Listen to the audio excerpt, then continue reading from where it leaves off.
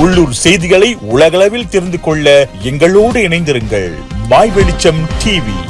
1965 நான் ஃபார்ம் 5 முடிச்சுட்டு வீட்டில் சும்மா இருக்கும்போது எனக்கு ஒரு கலர் இருந்துச்சு. மளிகை கடையில் வாங்கலாம், 3.5 வெள்ளி தான் ஒரு பொட்டி. அப்போ நம்மளுடைய புகழ், நம்மளுடைய தமிழர்களோட புகழ் 2000 வருஷத்துக்கு முன்னே நம்ம சித்தர்கள் தான் முத பிளாஸ்டிக் சர்ஜரி செஞ்சாங்க. அது ஒரு ஏஷியா மேகசினில் வந்துடுச்சு.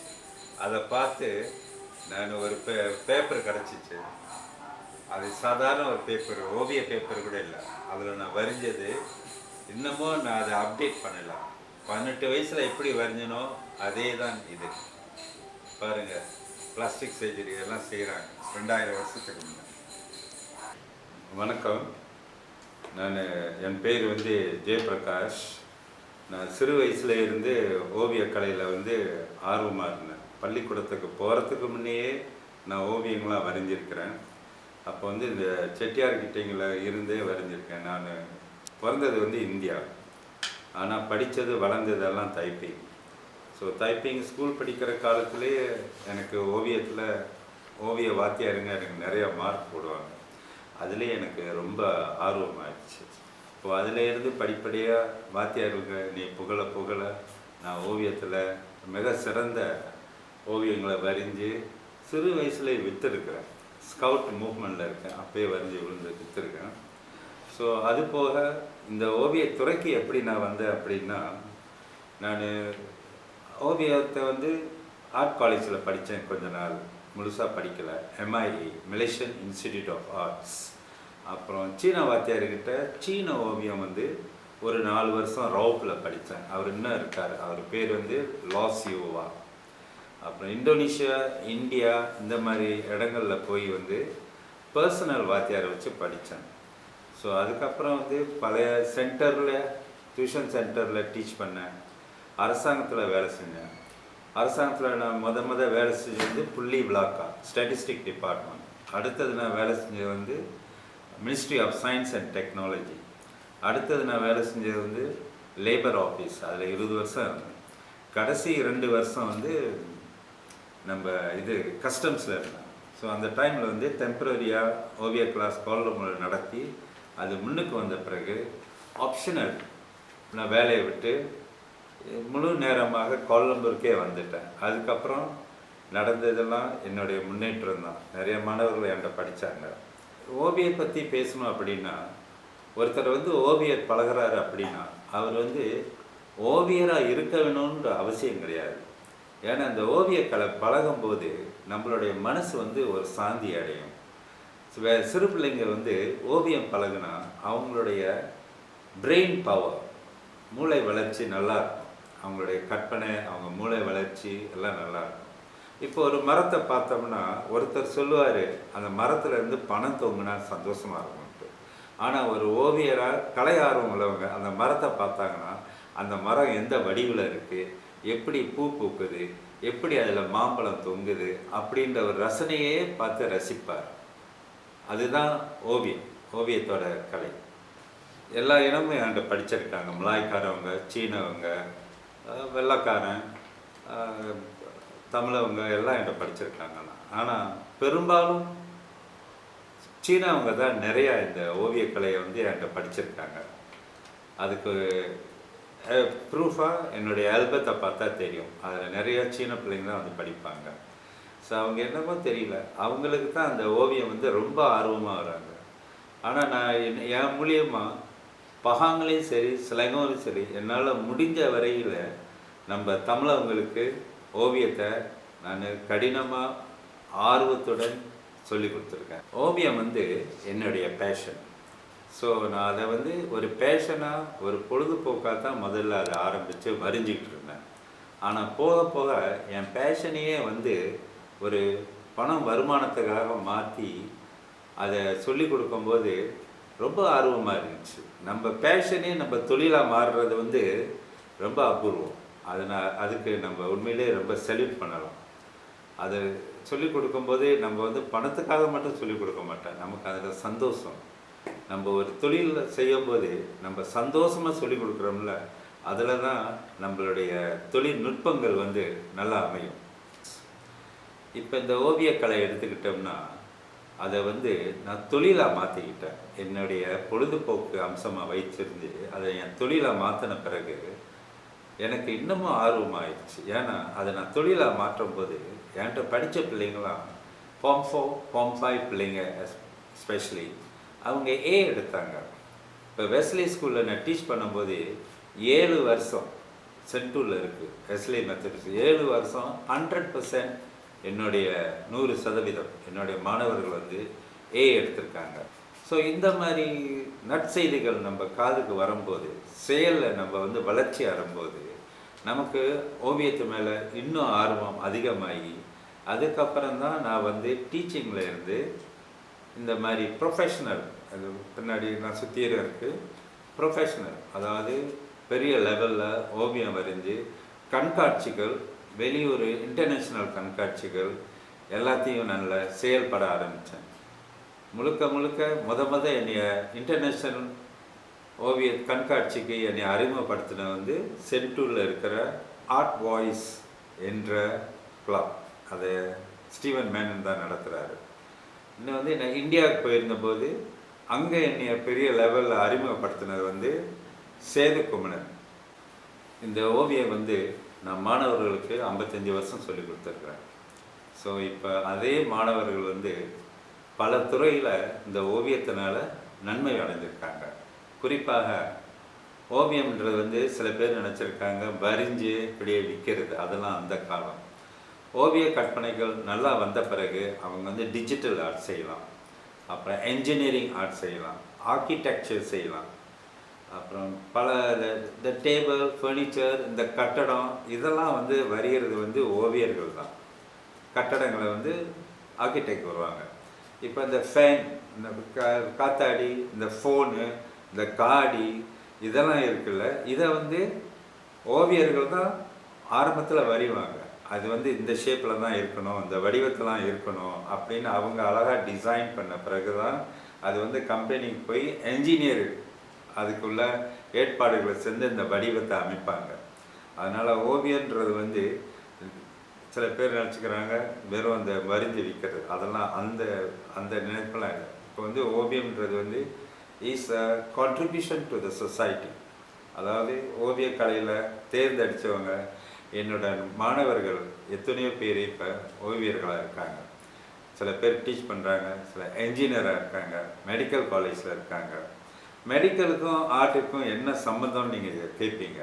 அது அப்படி இல்லை. நமக்கு வந்து இந்த ஓவிய கற்பனை நல்லா இருந்துச்சு அப்படின்னா ஒரு மெடிக்கல் காலேஜில் போய் படிக்கும்போது நம்மளுடைய அங்கங்கள்லாம் அங்கே சொல்லிக் கொடுப்பாங்க. காலேஜில் அந்த அங்கங்கள்லாம் வரிஞ்சு சொல்லிக் கொடுப்பாங்க, இல்லைன்னா புஸ்தகத்தில் இருந்து சொல்லிக் கொடுப்பாங்க. இந்த ஓவியம் ஆர்வம் உள்ளவங்க அவங்க ஒரு இதை இந்த இன்டெஸ்டின், இந்த பிரெயின், இந்த உடல் உள்ள அங்கங்கள் எல்லாத்தையும் வந்து நல்லா பதிவு செஞ்சு அது சித்திரமாக அவங்களால வரிஞ்சு காமிக்க முடியும் மெடிக்கல் காலேஜில் படிக்கிறவங்க. அதே மாதிரி தான் ஆர்கிடெக்சர், என்ஜினியரிங், அப்புறம் advertising, interior decoration, landscaping. Interior decoration வந்து உள் கட்டடங்களில் உள்ள ஒரு ஹோட்டல் செட்டப் பண்ணுறதா இருந்தால் லாபி எப்படி இருக்கணும், கவுண்டர் எப்படி இருக்கணும், நாற்காலி எங்கே வைக்கணும், ஒரு ஸ்கூல் செட்டப் பண்ணுறதா இருந்தால் என்ன செய்யணுன்ட்டு. அதே மாதிரி எக்ஸ்டீரியர் டெக்கரேஷன், லேண்ட்ஸ்கேப்பிங் அப்படின்னா அந்த மரங்கள் எந்த இடத்துல நடணும், எப்படி இருக்கணும், ஆறு எங்கிட்டு ஓடணும், அல்லூர் எங்கிட்டு போகணும், நாற்காலி எங்கே வைக்கணும், இந்த தென்னை மரத்தை எங்கே நடணும், ஹார்டிகல்ச்சர், இதெல்லாம் செட்டப் பண்ணுறதுலாம் ஓவியர்களோட டிசைன் தான். கணினித்துறை ஒரு பக்கம் இருக்க, ஐடி அதெல்லாம் இருக்குது ஒரு பக்கம், ஓவியம் ஒரு பக்கம் இருக்குது. இப்போ சில பேர் வந்து சம்பாதிக்கிறதுக்குன்னு ஒரு தொழிலை போய் படிக்கிறாங்க, அதில் ஆர்வம் அவ்வளோ கிடையாது. ஒரு என்ஜினியர் படிக்கிறாங்கன்னா வற்புறுத்தி படிக்கிறாங்க, ஓ இது படித்தா நல்லா சம்பாதிக்கலாம். ஒரு டாக்டருக்கு படித்தா இது நல்லா சம்பாதிக்கலாம்னு படிக்கிறாங்க. ஆனால் ஓவியம் வந்து அப்படி இல்லை. ஓவியம் வந்து நம்ம மனநிலைக்கு ரொம்ப நல்லது. நம்ம என்ன தான் சம்பாதிச்சாலும், என்ன தான் ஓடி ஆடி வேலை செஞ்சாலும் நமக்கு மனநிலை நல்லா இருக்கணும். இப்போ யோகா எதுக்கு செய்கிறோம்? உடல் உறுப்புகள் எல்லாம் நல்லா இருக்கணுன்றதுக்காக. அதே மாதிரி தான் இந்த ஓவியம் வந்து நம்மளுடைய stability, mind stability and creative power இதை கொடுக்கறது தான் நமக்கு ரொம்ப முக்கியம். சில பேர் பாருங்கள், சிரிக்காதீங்க நான் சொல்கிறேன்ட்டு, நல்லா சம்பாதிப்பாங்க, நல்லா ஷேர் விளையாடுவாங்க. ஆனால் திடீர்னு அது கீழே விழுந்து பேங்க்ராப் ஆகிட்டாங்கன்னா மன்னிச்சுங்க, தூக்கில் கூட தொங்கிடுவாங்க. ஆனால் நமக்கு ஒரு கலை ஆர்வம் இருக்குது, நமக்கு ஒரு உலக நம்ம சுற்றிலும் என்ன இருக்குன்னு கவனிக்கும் போது நம்ம கை கால் நல்லா இருக்குது, கண் நல்லா இருக்குது, உடல் நல்லா இருக்குது. பணம் போனால் என்ன, உடல் நல்லா இருக்குல்ல, எப்படியும் நம்ம இந்த சுற்று வட்டாரம் இயற்கை காட்சிகளோட வாழலாம், ஒரு சின்ன சின்ன தொழில் செஞ்சு. அதுக்கு வந்து கொஞ்சம் ஓவிய நாலேஜ் வேணும். அதனால் ஓவியன்றது வந்து ஒரு உடல் பயிற்சி மாதிரி, உடம்புக்கு யோகா, உடல் பயிற்சி, இந்த மாதிரி ஓவியம் வந்து நம்மளுடைய மைண்டுக்கு தேவை. சில பாருங்கள், இந்த பிள்ளைங்களை வந்து சொல்லுவாங்க, என் மகன் வந்து ரொம்ப ஹைப்பராக இருக்கான், அது இருக்கான், இது இருக்கான், என்னென்ன பண்ணுறான்ட்டு. என் கிளாஸ்க்கு வந்தோடனே ஒரு 2 மாதம் பழகினோன்னே அவர் அப்படியே நார்மலாக ஜென்டலாக வந்துடுவார். ஏன்னா அந்த ஓவியம் வந்து அவரோட பிரெயினில் போய் அப்படியே சாதுவாக, நம்ம சுற்றிலும் இப்படி இருக்குது, இயற்கை காட்சி இருக்குது, இவ்வளோ நன்மைகள் இருக்குது, நம்ம ஒரே லைனில் போகக்கூடாது அப்படின்னு அவர் உணர்ந்து வாழ்க்கை இந்த பையன் வளர்கிறதுக்கு, பையனோ பிள்ளையோ வளர்கிறதுக்கு நல்ல அமைப்பாக இருக்கும். ஓகே, இன்னொரு விஷயம் உங்களுக்கு நான் சொல்ல விரும்புகிறேன். இந்த மூளை வளர்ச்சி கொஞ்சம் குறைவாக உள்ள பிள்ளைங்க இருக்காங்கள, அது இங்கிலீஷில் வந்து டவுன் சிண்ட்ரோம் சொல்லுவாங்க. டவுன் சிண்ட்ரோம் சொல்கிறது வந்து எத்தனையோ லெவல் இருக்குது, first level, second level, third level. அதே மாதிரி சைக்காட்ரிக்னு வேறு இருக்குது, அது பெரியவங்க, முக்கால்வாசி பெரியவங்களுக்கு தான் அந்த சைக்காட்ரிக். அதுவும் எத்தனையோ லெவலில் இருக்குது, first level, second level, third level இருக்குது. அதனால் இவங்களை வந்து ஓவியம் சொல்லி கொடுக்கறதுக்கு வந்து என்னை கூப்பிட்ருக்காங்க. இப்போ ஒரு விஷயம் முதல்ல சொல்ல மறந்துட்டேன். இம்பியன் ஆர்டிஸ்டிக் சென்டர்னு தித்திவாங்சால இருக்குது. அதில் 4 வருஷம் மிஸ்டர் மதியான்னு ஒருத்தர் இருந்தார், அதுதான் அவரோட பிரின்சிபல். அங்கே 4 வருஷம் நான் டீச் பண்ணேன். அப்போ டீச் பண்ணும்போது முதல் 3 நாள் நான் போகும்போது அவங்களெல்லாம் பார்த்து என்னுடைய உள்ளம் அழுகுச்சு, என்னடா இப்படி இருக்காங்களே.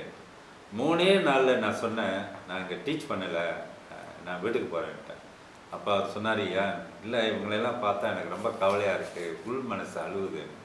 அப்படி இருந்தால் நீங்கள் தான் இவங்களுக்கு சேவை செய்யணும்னு சொன்னார் மிஸ்டர் மதியா. ஸோ அவங்களுக்கு ஒரு 4 வருஷம் டீச் பண்ணேன். ரொம்ப அருமையாக இருந்துச்சு. அவங்களோட வளர்ச்சியை பார்த்தேன், அவங்க சந்தோஷத்தை பார்த்தேன். சில பேர் என்கிட்ட படித்தவங்க வந்து அந்த ஓவிய கலையிலேயே அவங்களுடைய மனநிலை வந்து கொஞ்சம் நல்லா கேஎஃப்சியில், மெக்டானலில், சில நல்ல அந்த பேக்கரிங்கில் வேலை செய்கிறாங்க. ஏன்னா அதில் வந்து பேச வேண்டிய தேவையில்லை, கிச்சன் பக்கம் வேலை செய்யலாம், அந்த தொழில் உள்ளுக்க வெட்டுறது, கோழி வெட்டுற அந்த பக்கம் வேலை செய்யலாம்.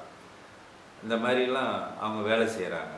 அதே மாதிரி தான் இந்த மனநிலை பாவிச்சவங்க இருக்காங்கள, அவங்க ஓவியம் பழகணுன்னு பேர் சொல்ல விரும்பல. ஒருத்தர் 68 வயசில் வந்தார் என்கிட்ட.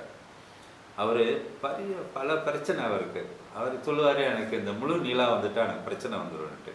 ஸோ அவர் வந்து என்கிட்ட ஓவியம் பழகணுன்னு, நீங்கள் தான் என் குரு, நீங்கள் தான் அப்படிலாம் சொல்லாதீங்க, இது ஓவியத்தோட நுட்பங்கள் உங்களை மாற்றிருக்கு, எனக்கு மனசாந்தியாக இருக்குன்னு சொல்லி அவர் நல்லா இருந்தார். ஸோ மனநிலை பாவிச்சவங்க, டவுன் சிண்ட்ரோம் உள்ளவங்க ஓவியத்தை முக்கியமாக பழகணும். இந்த ஓவியத்துறையில் இத்தனை வருஷம் நான் வேலை செஞ்சுருக்கேன். இப்போ நாங்கள் வந்து ஜேவி மாடர்ன் ஆர்ட் அப்படின்ட்டு நாங்கள் வந்து ஒரு ஓவியக்கலை பயிற்சி செய்கிறதுக்கு ஒரு இடத்த வச்சுருக்கோம். அதில் வந்து சிறியர்கள், பிரைமரி ஸ்டூடெண்ட் படிக்கிறாங்க, செகண்டரி ஸ்டூடெண்ட் படிக்கிறாங்க, பெரியவர்கள் அடால்ட்ஸ் படிக்கிறாங்க. வயசு கணக்கு இல்லை, 80 வயசு கூட பழகலாம், அந்த மாதிரி பழகுறாங்க. சில பேர் வந்து பிள்ளைங்களை வந்து நம்மக்கிட்ட அனுப்பும்போது அவங்க வந்து அந்த மூளை வளர்ச்சிக்காக அனுப்புவாங்க. பெரியவங்க வந்து அவங்களுடைய ஹாபி, அதாவது அவங்க வேலை செஞ்சு அது செஞ்சு ரொம்ப அலுப்பாக இருப்பாங்க, அவங்களும் பழகுறாங்க. அதனால் இந்த ஓகே, நீங்கள் வந்து எங்களை நல்லா தொடர்பு கொள்ளலாம். அந்த கிளாஸுங்களை வந்து நானும் என் மகளும் அவங்களும் 25 வருஷம் அனுபவம் இருக்குது. செவ்வாய், வெள்ளி, சனி இந்த 3 நாட்களை வியாழனும் சேர்த்து 4 நாட்களில் ஓவிய கிளாஸ் நடக்குது. பெரிய பிள்ளைங்களும், அதாவது ஃபார்ம் 1 to ஃபார்ம் 5 பிள்ளைங்களும் அடால்ட்ஸும் வியாழக்கிழமை வரலாம். மற்ற ப்ரைமரி ஸ்டூடெண்ட்ஸ்லாம் வந்து செவ்வாய், வெள்ளி, சனி வரலாம். அப்படி உங்களுக்கு குரூப் ஒன்றா இருந்துச்சுன்னா வேறு கிளாஸுங்க நாங்கள் மற்ற நேரங்களில் திறக்கிற வாய்ப்பு இருக்குது. இப்போ என்னையை கூப்பிடணும் அப்படின்னா, பெரிய பிள்ளைங்களுக்கு அதை டீச் பண்ணணும், ஒரு கண்டமனியம் வரணும்னா நீங்கள் ஒரு குரூப்பை நீங்கள் தயார் பண்ணிங்கன்னா நாங்கள் வந்து டீச் பண்ணுவோம். பெரிய ஆளாக இருந்தாலும் சரி, சிறு பிள்ளைங்களாக இருந்தாலும் சரி. முத பாலர் பள்ளி சிறுவர்கள் 5 வயசு, 4 வயசு, 6 வயசு இவங்க வரும்போது முத அவங்க வந்து பென்சிலில் வரைகிறத விட கலர் அடிக்கிறது தான் ரொம்ப விரும்புவாங்க. அப்புறம் கலர் அடித்த பிறகு அப்புறம் வரிய சொல்லி கொடுப்போம். அப்போ போக போக தான் அவங்க வந்து கிரேயான் பாய்ப்பாங்க, கலர் பென்சில் பாய்ப்பாங்க. ஆனால் முக்கால்வாசி பாய்க்கிறது வந்து pastel colour, that is crayon பாய்ப்பாங்க. அப்புறம் அவங்க ஸ்கூல் பரீட்சைக்கு ஸ்கூல் அகாடமி, அவங்க ஸ்கூலில் என்னென்ன தேவையோ அதெல்லாம் சொல்லிக் கொடுப்போம். அதே மாதிரி அவங்க வந்து ஃபார்ம் 1, ஃபார்ம் 2, ஃபார்ம் 3 வந்த பிறகு ஸ்கூல் சிலபஸ்னு ஒன்று இருக்குது, ஆப்ஜெக்டிவ், பெயிண்டிங் அண்ட் ப்ராஜெக்ட். அந்த பிரகாரம் அவங்க சொல்லிக் கொடுப்போம். அப்போ வந்து அவங்க வந்து வாட்டர் கலர், போஸ்டர் கலர் தான் பாய்ப்பாங்க. அப்புறம் ஸ்கெட்சிங் அண்ட் ஷேடிங், வரைகிறது, ஷேடிங் பண்ணுறதுலாம் அப்புறம் அவங்க செய்வாங்க. ஃபார்ம் 4, ஃபார்ம் 5 வந்தோடனே அவங்களோட சப்ஜெக்ட் வந்து ரொம்ப சீரியஸ் ஆகிடும். அவங்க வந்து போஸ்டர் கலர் மட்டும்தான் பாய்ப்பாங்க. அப்புறம் வரைகிறது இதெல்லாம் வந்து கொஞ்சம் குறைச்சிரும். ஆப்ஜெக்டிவ் தியரின்னு சொல்லுவாங்க, அதை படிக்கணும். அது வந்து 1 hour 15 minutes 50 கொஷின் செய்யணும் ஹாலில். அது முன்கூட்டியே அந்த கேள்வி கொடுக்க மாட்டாங்க. 2வது பேப்பர் வந்து தே கால் இட் செனி விஷுவல் 2. அது வந்து ஒரு வாரத்துக்கு முன்னே கொடுத்துருவாங்க. அதை நம்ம 2 நாள் வச்சு சொல்லி கொடுத்து அவங்க எக்ஸாம் ஹாலில் போய் அது செய்யலாம். 3வது பேப்பர் வந்து அவங்க அது 5 மாதம் கொடுப்பாங்க செய்கிறதுக்கு. அதுதான் ப்ராஜெக்ட். ஒரு பொருளை செய்கிறதா இருந்தால் அதோட ஃபோலியோ தயார் பண்ணணும், அந்த பொருளை செய்யணும். அதோட தான் இது அப்படி. அப்புறம் பெரிய ஆளுங்களுக்கு வந்து அவங்க வந்து என்கிட்ட வரும்போது ஃபவுண்டேஷன் வந்து வாட்டர் கலர் தான் செய்வாங்க, போஸ்டர் கலர். 2 மாதத்துக்கு அப்புறம் எக்ரலிக் செய்வாங்க. எக்ரலிக் இதெல்லாம் வந்து எக்ரலிக் பெயிண்டிங். அதுக்கப்புறம் வந்து அவங்கள ஆயில் இன்ட்ரடியூஸ் பண்ணுவேன். பெஸ்டல் வந்து அவங்க ரொம்ப விரும்ப மாட்டாங்க கிரேயானில். பெரியவங்க வந்து ஆயில் அண்ட் எக்ரலிக். அப்புறம் பெரியவங்களை வந்து நான் வரைகிறது வந்து ப்ரொஃபஷ்னல் லெவலில் தயார் பண்ணுவோம். அதாவது ஒரு எக்ஸிபிஷனுக்கு அதுக்கு எதுக்கு போகிற மாதிரி. இப்போ கொஞ்ச நேரத்தில் அவங்களுக்கு காமிக்கிறேன். என்னோடய மாணவர்கள் வரைஞ்ச ஓவியம் வந்து வெளியே இருக்குது, அதை உங்களுக்கு காமிக்கிறேன். ஸோ அது adults வந்து we prepare them for exhibition level in all media of colors. இந்த துறையை எடுத்து நீங்கள் வரைஞ்சு கொண்டிருக்கீங்கன்னு சொல்ல முடியுமா? அருமையான கேள்வி, மிக பிரமாதமான கேள்வி. எல்லாத்துக்கும் அதுக்கு பதில் என்னென்னா, சில பேர் வந்து கோயிலில் வரைகிறாங்க, சில பேர் வந்து என்னது ஸ்கூலில் டீச் பண்ணுறாங்க, சில பேர் வந்து மனித உருவங்களை வரைகிறாங்க. இப்போ சென்ட்ரல் மார்க்கெட் போனீங்கன்னா இந்த மலைக்காரங்களாம் முக்கால்வாசி அந்த போர்ட்ரேட் தான் வருவாங்க. சில பேர் வந்து சீனரியை வரைவாங்க, சில பேர் வந்து அப்ஸ்ட்ராக்ட் ஆர்ட். இது வந்து சில ஆர்ட்க்கு வந்து முக்கால்வாசி அப்ஸ்ட்ராக்ட் ஆர்ட் தான் இருக்குது. ஸோ இந்த கட்டத்தில் எக்ஸிபிஷனுக்கு வந்து முக்கால்வாசி நான் பார்க்குறேன் அப்ஸ்ட்ராக்ட் ஆர்ட் தான் நல்லா விலை போகுது. அப்புறம் எவ்வளவுக்கு நான் இந்த ஓவியங்களை விற்றுருக்கேன் அப்படின்னா, அது வந்து தன்னடக்கம். அது நம்ம சொல்கிறத விட அது தன்னடக்கம் ரொம்ப முக்கியம். இப்போ நம்ம கேட்டாங்கன்னா நான் இவ்வளோ சம்பாதிக்கிறேன் அவ்வளோ சம்பாதிக்கிறேன்னு சொல்கிறது வந்து அது அவ்வளோ நல்லா இருக்காது. ஏன்னா நம்மளோட குறைஞ்ச சம்பளம் எடுத்தவங்க அதை கேட்கும்போது ஒரு ஏக்கமாக ஒரு வருத்தமாக இருக்கும். அதனால் சம்பாதிக்கும் போதே தன்னடக்கத்தோடு இருக்கிறது தான் நமக்கு நல்லதுன்னு தோணுது. இன்னொன்று வந்து ஓவியம் வந்து சில பேர் சொல்லுவாங்க, இந்த ஓவியம் என்ன சோறு போட போகுதா அப்படின்வாங்க. அதெல்லாம் வந்து அந்த காலத்தோட நினைவுங்க.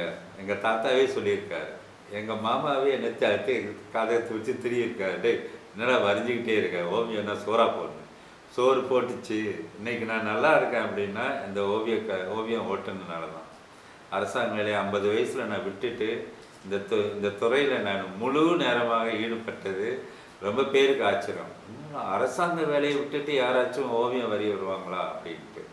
ஆனால் எனக்கு சோறு போட்டுச்சு.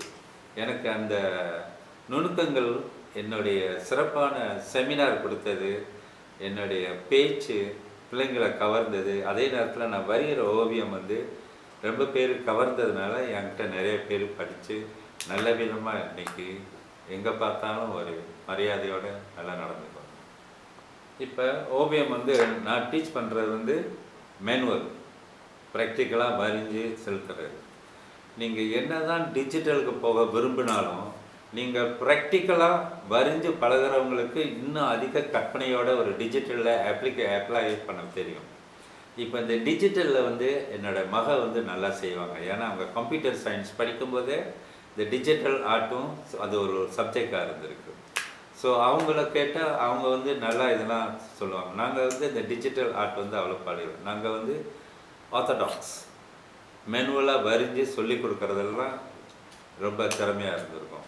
டிஜிட்டலாக வந்து என்னுடைய மாணவர்கள் அருமையாக செய்வாங்க. காலேஜில் போய் படிச்சிருக்காங்க, ஆர்ட் காலேஜில். அவங்க டிஜிட்டல் ஆர்ட் நான் சொன்னோன்னே எனக்கு தகுந்த மாதிரி செஞ்சு கொடுப்பாங்க. என் பெயர் வந்து எஸ்கே ஜெயபிரகாஷ், ஓவியர்.